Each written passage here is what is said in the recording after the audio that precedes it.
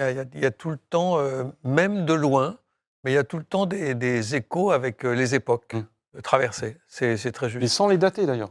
Non, sans les dater, mais c'est pour ça qu'il y a un côté éternel. Enfin, je le souhaite, évidemment, mais il y a un côté intemporel. Très intemporel, en effet. Atemporel, comme vous le dites à propos de Simon. Atemporel ou intemporel, je ne sais pas quelle est la différence entre ces deux mots, on en parle juste après. Étienne, cette immortalité de Tintin? Moi, je pense qu'elle repose sur la profusion des entrées de Tintin, parce que cette histoire de raconter le XXe siècle, ça peut être finalement assez éphémère aussi, parce qu'il est possible que dans 200 ans, on ne voit plus très bien à quoi ça fait allusion, mais les histoires tiennent en tant que telles, parce que la dictature, elle peut épouser plusieurs visages, mais il y a également un magnifique roman d'aventure, quand même, dans Tintin, qui est quand même un reporter exceptionnel qui doit écrire un article de toute la série. Voilà, ça fait rêver tous les journalistes de n'écrire qu'un article dans leur vie. Des soviets. Mais il y en a qui le font. Ah oui, ça c'est un truc qui m'a vraiment... quand j'étais enfant ou adolescent et que je lisais, je m'en fichais complètement. Il était reporter. On ne le voit jamais à une rédaction. Il n'écrit pas une ligne d'article. Il ne fait aucun commentaire. Je ne sais même pas comment il gagne sa vie. Enfin, c'est un reporter que tous les journalistes... En culotte de golf courte. Oui, enfin, sauf dans le dernier, mais effectivement. Alors, il est quand même inouï, parce qu'on ne sait pas où il habite. Maintenant, il habite à Moulinsart, il squatte à Moulinsart. Rue du Labrador. Oui, mais pas longtemps. Et après, vous posez une question d'ailleurs, rue du Labrador, parce qu'il passe du 2e au 1er étage, entre 2 albums. On se demande, on ne sait pas pourquoi. On ne sait pas. Mais alors, ce que l'on ne sait pas non plus, et on ne le saura jamais, donc c'est vertigineux, c'est que font tous ces gens-là entre 2 albums. C'est vrai. Est-ce qu'ils jouent à la pétanque? Est-ce qu'ils font du Scrabble? On ne sait pas. Ils mangent des frites. Et en l'occurrence, ils ne vieillissent pas, eux non plus. Non. Non, ils ne vieillissent pas. Ils sont... Mais, en fait, aucun... Il y a quelques héros de bande dessinée. Blueberry a vieilli un peu, par exemple. Enfin, ça, c'était vraiment intéressant. C'était programmé. Hein, oui, ça, c'était vraiment intéressant. Mais sinon, les personnages de bande dessinée ne vieillissent pas. Et c'est tant mieux, quoi, franchement. Mais alors, à propos de la temporalité, justement, c'est dont parle Renaud Nattiez, ces procès qu'on fait un peu à Hergé, effectivement, ce qui est daté dans Hergé, quand même, c'est que Tintin au Congo, c'est quand même un personnage assez colonialiste. Il tue beaucoup d'animaux, et pas seulement dans Tintin au Congo. C'est une dizaine de gazelles. Une hécatombe. Donc, je ne sais pas si un jour il sera rattrapé par le wokisme ambiant, mais en tout cas, ça date quand même. Ça date un peu Tintin, justement. Je pense que plus personne dans la bande dessinée oserait dessiner ce type de personnage. Attendez, c'est vachement plus grave. Enfin, grave, c'est plus préoccupant ou singulier, en tout cas. C'est que, si Hergé aujourd'hui faisait Tintin au Congo, il ne se comporterait pas comme ça avec la population locale, j'espère, enfin sûrement pas, et il ne ferait pas une hécatombe de gazelles, de boas, de crocodiles, de trucs. Il tire sur tout ce qui bouge. Alors là, il y a moins. Mais il y a plus grave, plus étonnant, c'est l'alcool. Ah oui. Quand même. Ça, dans le livre, effectivement, on s'en rend compte quand même. C'est incroyable. La bienveillance de Tintin vis-à-vis du capitaine Haddock. Haddock, il picole, mais comme c'est à peine permis et c'est que du whisky. La dernière case de, je ne sais plus quel album, c'est Vivement qu'on arrive. Ah bon, plus de mazout. Et il dit non, pire que ça, plus de whisky. Mais et en plus, il a des enivrements qui le poussent à faire des trucs graves, quoi. Très violents. Et jamais on lui fait la morale. Jamais Tintin ne lui dit allez-y mollo, capitaine. Jamais. Il picole, il est pompette, comme c'est pas permis. Pompette, c'est au-delà du pompette même. Oui. Et aujourd'hui, Hergé pourrait pas faire ça. Mais dans Tintin et les Picaros, il y a un traitement contre l'alcoolisme qui est inventé. Oui, mais ça, c'est Tournesol, c'est pas Tintin. Parce que Tournesol est plus... Oui, mais c'est Haddock qui va être sevré quand même. Oui, enfin, on attend le 23e album. Le 24e. Mais parce qu'il a évolué avec son temps, où effectivement, la question de l'alcoolisme... De temps en temps, il est pompette, lui aussi. Oui, mais Milou aussi. C'est parce qu'il est enfermé, qu'il y a les effluves et tout ça, mais Milou et pompette aussi. Il évolue aussi avec son temps. Et il y a eu des réécritures de Tintin quand même pour s'adapter à son temps. Je pense à la première version de l'Étoile mystérieuse, où il y avait des clichés antisémites rendus tout à fait inacceptables et qui ont été discrètement retirés. En 41 ou 42. Voilà, pour éviter... Il a été redessiné à de nombreuses reprises. Mais comme d'ailleurs l'épisode anglais, L'île Noire, qui a été redessiné 3 fois. Parce qu'il y avait beaucoup d'erreurs, c'est ça? Oui. Parce que l'éditeur Methuen, l'éditeur anglais, avait repéré une liste de 43 erreurs qu'il a dû qu'Hergé, donc du coup, avec l'aide du studio Hergé, 123 avenue Louise, a dû corriger pour pouvoir publier L'île Noire en anglais, bénéficiant donc de toutes ces corrections qui sont en réalité sans intérêt. Et moi, je préfère presque la première version de L'île Noire à la version standard, parce que le trait d'Hergé... Il faut aussi qu'on revienne quand même sur la ligne claire, le trait d'Hergé.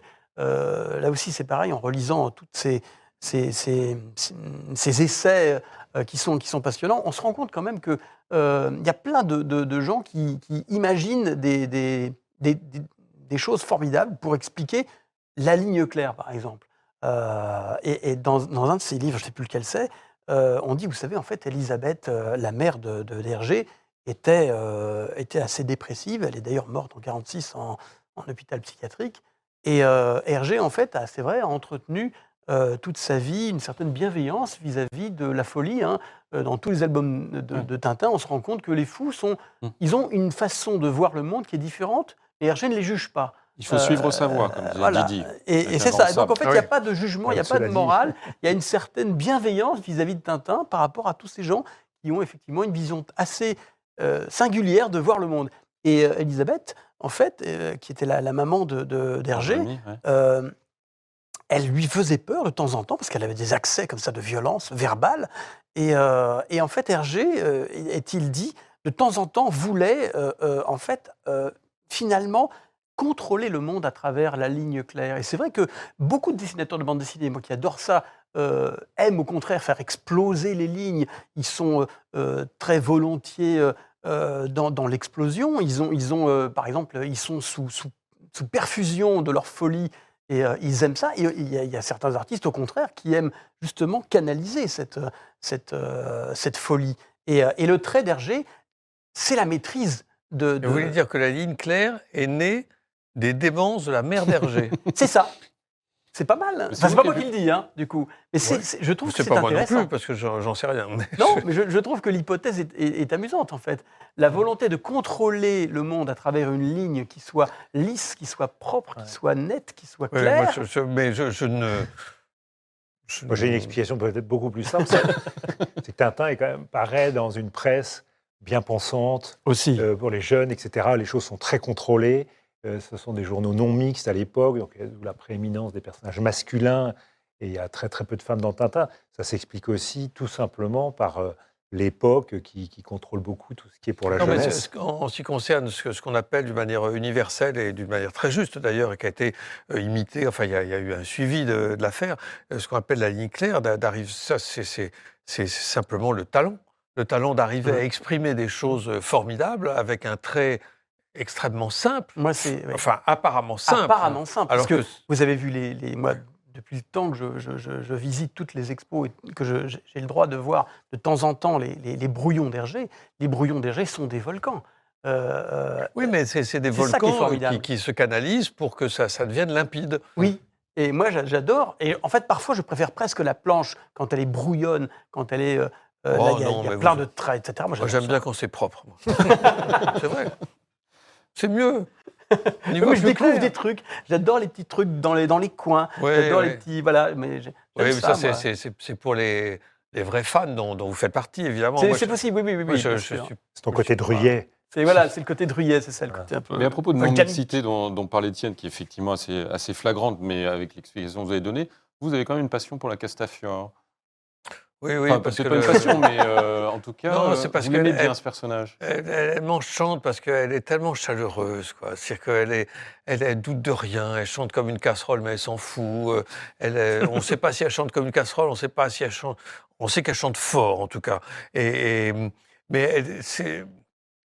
ma grand-mère avait une expression que j'adorais pour définir les gens aimables et tout ça. Elle est de la bonne affaire. Non, je ne dis pas que c'est une bonne affaire. Je n'ai pas dit ça, mais elle est de la bonne affaire. Ça veut dire elle est aimable avec tout le monde. Elle n'est pas caractérielle. Elle se fout de tout. Pas que. Non, mais Et puis quand elle prend les gens dans ses bras, elle les étouffe avec sa poitrine généreuse. Elle est de plus en plus aimable au fil des albums, d'ailleurs. Bien sûr. Elle s'attache à ce personnage. Elle ne se met jamais en colère. Elle est rigolote, elle doute de rien. Moi, je la trouve extra, moi, vraiment. Elle est quelque chose de lumineux, parce qu'elle est positive tout le temps. Quoi. Là, dans Les Bijoux de la Castafiore, on la filme, il y a une émission de télévision, elle pourrait être capricieuse comme une diva, quoi. Mais en fait, non, elle est marrante. Et ce Vraiment. que vous avez l'air de beaucoup aimer aussi chez Tintin, c'est, et là on revient un peu au cinéaste, c'est les seconds rôles. Justement, c'est ces personnages un peu il y a- secondaires qui ont leur équivalent, évidemment, il y a dans le un cinéma. casting de second rôle et même de figurants qui est formidable. Et quand on regarde, moi j'aime le dessin, donc je regarde comment c'est dessiné, tout ça. Et le dernier 15e couteau à l'arrière-plan qui ouvre la porte, un plan pour qu'on la lui referme au nez, il est dessiné, il est typé. Et avec l'économie de moyens, ce talent incroyable d'arriver à exprimer des choses avec un trait très simple, enfin d'apparence simple, mais très travaillé pour arriver à cette simplicité, évidemment. Ce qui est fou, c'est que la typologie des personnages, quand un personnage dessiné par Hergé intervient dans une histoire, on sait si c'est un enfoiré, si c'est un faux cul, si c'est un gentil, si c'est un mou, si c'est un déterminé, si c'est un optimiste, si c'est un pessimiste. On sait tout de suite. Et ça, c'est balèze, sans faire de la psychomorphologie hâtive. Souvent, nous, dans la vie, on voit quelqu'un et puis parfois on se méprend sur lui parce qu'en se référant à Hergé, on dit lui, j'ai une belle tête de faux cul. Et puis, et puis on se rend compte que tout compte fait, c'est un type charmant, cultivé, intéressant et tout ça. Donc on est trop hâtif dans nos jugements souvent. Mais avec Hergé, on n'est pas trop hâtif. C'est toujours très juste ce qu'il dessine. Vous avez des personnages secondaires comme Isidore Lagopède qui sont pas très, très connus. Dans Oui, le ça, Tintin. c'est parce que je peux pas écrire sérieusement. Donc, au I, je savais pas quoi mettre. Enfin, je savais pas quoi mettre. Si, il y avait plusieurs entrées. Parce que pour chaque lettre, on m'avait dit à Moulinsart, il y a plusieurs entrées possibles. Donc, il y a 26 lettres dans l'alphabet, mais il y a plus que 26 entrées, sûr. évidemment. Et pour le I, alors, il y avait une femme que j'aime beaucoup, qui était, Irma. que j'ai mis, qui est Irma, qui a un don de double vue, mais elle est géniale. Mais j'ai mis Isidore Lagopède parce que c'est un personnage pas très connu, Non, il apparaît pas qu'une très fois. très connu. Mhm. Il apparaît, il existe, il a une moustache, il a un chapeau, il est dans le train à côté de Tintin et il lui dit simplement, en indiquant de l'index, le journal, il dit « Cette histoire finira mal ». Moi, j'adore qu'un personnage anonyme, enfin, il est anonyme parce qu'en fait, dans l'album, il ne porte pas ce nom-là. Parce que vous avez C'est dans inventé son nom. Oui, les 7 boules de cristal. et c'est une pure fantaisie par rapport. J'imaginais quand j'ai écrit cet article, ce texte sur Isidore Lagopède, en le décrivant et puis en me référant aux cases, j'imaginais les spécialistes, les tintinophiles qui sont brevetés modèle 23, modifié 48 et qui sont vraiment des spécialistes de Tintin. Isidore Lagopède, mais d'où ça sort? Mais j'étais pas au courant. À la fin, Ouais, je dénonce dévoilez la vérité. l'imposture en disant que non, j'ai inventé. Et est-ce que l'histoire des lamas, la mésaventure survenue Ah aux oui, ça, lamas j'ai que vous fait croisez est authentique? Oui, bien sûr. Peut-être que vous pouvez nous la raconter. Ben, Parce qu'elle c'est-à-dire est très que savoureuse. les lamas ont l'habitude de cracher sur les visiteurs, sur les humains. Et le petit Péruvien qui les accompagne, pour excuser les animaux de son pays, dit quand lama fâché, lui, toujours faire ainsi, seigneur. Bon, ok. Je fais beaucoup de vélo à la campagne, dans la Drôme provençale, et je tombe un jour en vélo, j'étais avec un copain, on était tous les deux, à pédaler, et je vois un élevage de lamas. Je me suis dit, attends, on va faire un truc. Donc je vois les lamas qui s'approchent de la clôture, je sors ma gourde de vélo, j'ai envoyé une giclée dans le nez du lama, c'est de l'eau, ça va, c'est pas méchant. Hein. Et le lama est parti un petit peu vexé en disant c'est moi qui crache d'habitude. Et j'ai dit au lama quand cycliste fâché, lui toujours faire ainsi, seigneur.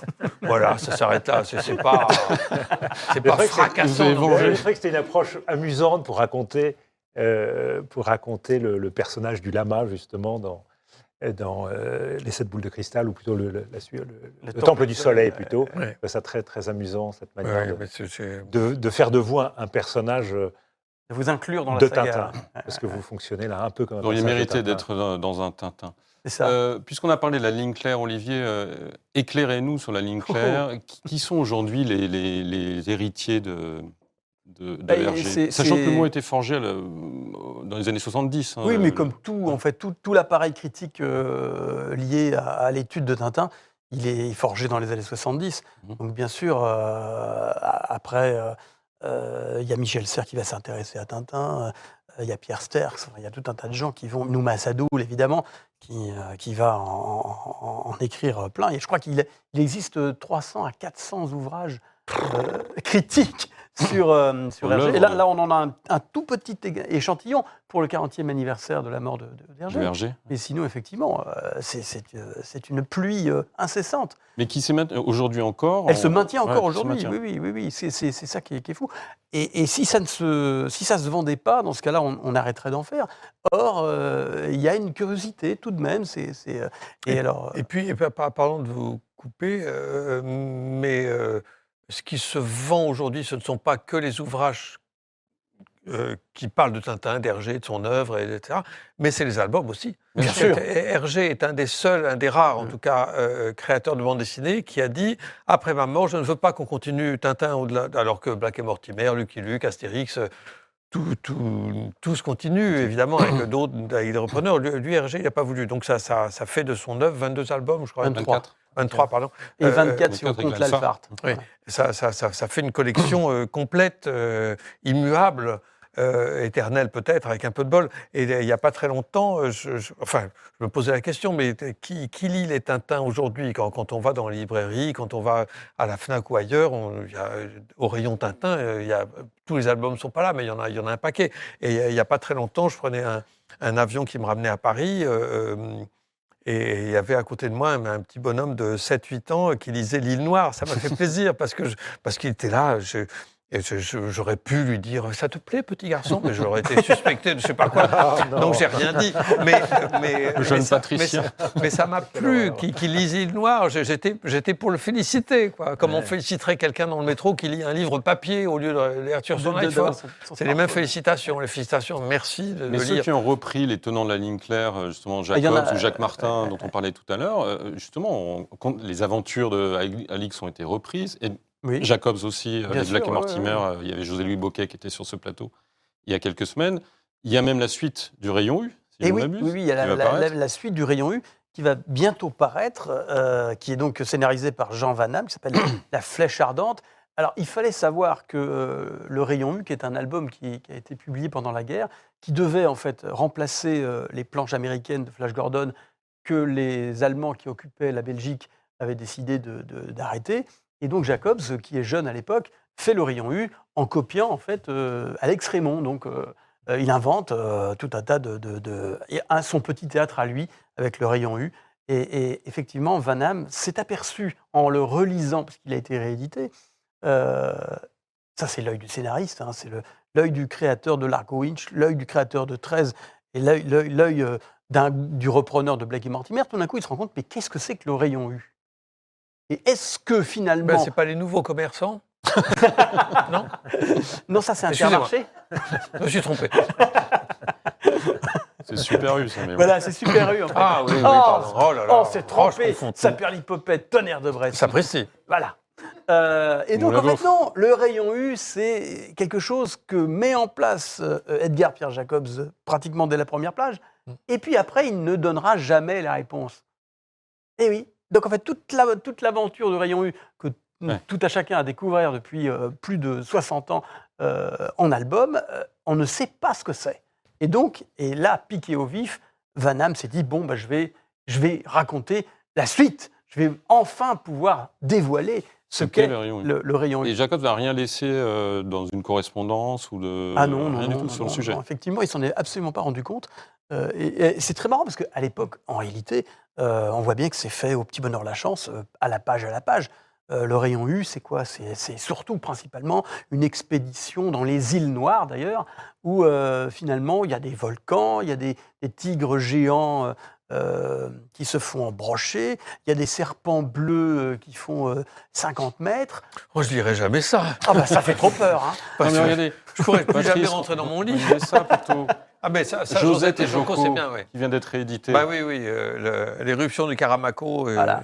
Non, mais je connais ça comme ma poche. C'est trop marrant. Le Manitoba ne répond plus. Oui. Voilà. Ouais. Le testament la vallée des Cobras. Le testament de La vallée des Cobras, qui a un rapport avec les bijoux de la Castafiore. Ah oui. Et oui, parce que parmi les bijoux de la Castafiore, l'un a été offert par le Maharaja de la Du vallée des Gopal. Le Grands. Gopal. Et alors, est-ce que vous aviez remarqué un truc, alors, puisqu'on est entre spécialistes, vous pouvez Autoproclamé. aller faire un tour. Autoproclamé. C'est que le sceptre autocar se passe dans quel pays? C'est En le Moldavie. En Moldavie. Et la fusée de tournesol En décolle Moldavie également. en Moldavie. Donc Tintin retourne en Moldavie 2 fois de et suite. à aucun moment de l'album il dit « Mais je connais ce pays, je suis déjà venu. » Jamais. C'est normal. Ils Et sont il à passe nouveau par en la Moldavie. bordurie aussi, c'est peut-être pour ça. Hein? Il passe par la bordurie. Et quand Ouais. il retourne au centre Théodoros, est-ce qu'il se pose cette question aussi? Ben non plus. Non plus. Non, Non, non. non, non. Viva Tapioca, viva Viva Alcazar. Alcazar. Et est-ce qu'ils ont réédité, c'est pas pour avoir des cadeaux, de toute façon je vais vous le rendre, hein, rassurez-vous, Non, non, mais mais gardez. est-ce qu'ils ont réédité Quick et Flip? Click et Oui, flux. oui, oui, oui. Ça c'était marrant. C'est Ça, très c'est bruxellois, hein, Très bruxellois. Des Oui. cages, mais très marrant. comme on dit, des Qui petits apparaissent gamins, dans des des cases cages de dans Bruxelles. dans le premier Tintin, d'ailleurs, je crois. Ouais, Oui. ouais, Dans le quai de la gare. Oui, C'est Tintin au Congo. ouais. a au Congo, posteriori, je mais crois. dans Mais le, voilà, dans Ah, les dans- ré- dans dans le les réédition, standards, une redessinés. réédition pour boucler Non, la celle-là, boucle. ce qui est bien avec Josette et Joko, c'est qu'effectivement, moi j'ai trouvé ça formidable parce que d'abord, ils ont passé un temps fou à restaurer le trait, etc. Donc c'est propre, c'est comme si ça venait de mais ça a été redessiné 40 fois. Enfin, Ah non, non, pas ça, non. Ce qui a été redessiné, non, ces albums-là n'ont pas été redessinés parce qu'en fait, oui, c'était les éditions Cœur Vaillant, pardon, je vais dire Cœur Vaillant, mais non, les éditions Vaillant, donc les éditions françaises, qui demandent à Hergé de dessiner une famille de héros parce que le problème de Tintin, c'est qu'il est un peu amoral. Il n'a pas de papa, il n'a pas de maman. Alors ça ne va pas du tout dans Vaillant. Mais c'est surtout que le lectorat n'accroche pas et il faut, avec Z et la mère et Madame Legrand, Voilà, Madame intéresser Legrand, aussi l'ingénieur le Legrand. personnage féminin et la famille permet d'élargir le lectorat. Donc on Exactement. demande effectivement à Hergé d'inventer une Hergé famille, ce qui est d'inventer une plus famille. difficile. Il s'en sort pas mal, Il s'en sort bien. mais il faut gérer beaucoup de personnages, il faut leur donner des rôles équivalents et je crois Alors, qu'il effectivement, oui. s'essouffle. Enfin, le seul et- rôle de Madame Legrand, c'est d'être inquiète parce que Jo de et pleurer, Z oui. ont encore disparu, C'est sont partis ça. aux États-Unis, Voilà. sur l'île, etc. Donc, on peut pas très Putain, non plus. vous êtes trop fort. Le petit Joe qui pilote le Stratonef H22 quand même. C'est Tintin impressionnant. aussi, il pilote des hydravions. Et Oui, qui oui. croise le rayon U. Je mélange tout. Mais non, mais c'est vrai que moi j'ai trouvé cet album formidable. et c'est Ah vrai oui, que, c'est bon. je permet de suis très heureux. redécouvrir. C'est une Non, intégrale mais en fait. je veux forcer la main de personne, mais je peux repartir avec soi. Oui. Mais non. Mais si, Non. mais bien sûr. Vous allez voir, c'est allez, formidable. un dernier mot pour terminer l'émission sur Maigret, parce que Oui. vous avez signé une On est en interview. Belgique, on est en Belgique. En plus, on reste en Belgique. Vous avez évidemment ce film avec Gérard Depardieu l'année dernière, qui est absolument formidable, Maigret, qui est inspiré de Maigret, la jeune fille morte, si je ne Oui, m'abuse. mais la jeune morte. La jeune morte, pardon. Et puis là, vous signez une interview, il y a une réédition chez Omnibus, vous avez vu ça, Étienne, bien sûr, des romans durs de Simenon. Et justement, dans l'interview, vous parlez de cette atemporalité.